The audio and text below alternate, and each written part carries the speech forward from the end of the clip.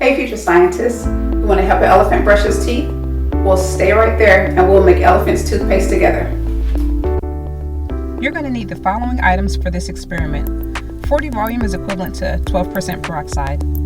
I've already placed about a quarter cup of peroxide in a flask, and now my future scientists will add the remaining materials, starting with a few drops of detergent. Always adding the yeast last.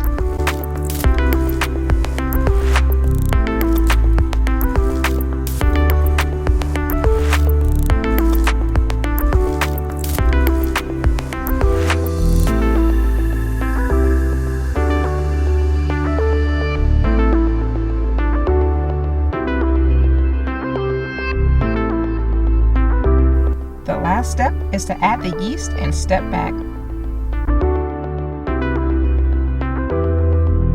The yeast is a catalyst, which means it speeds up the reaction without actually being a part of the reaction.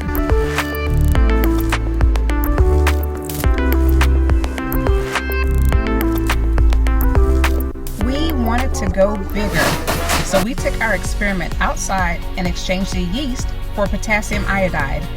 This new catalyst will cause a much faster reaction.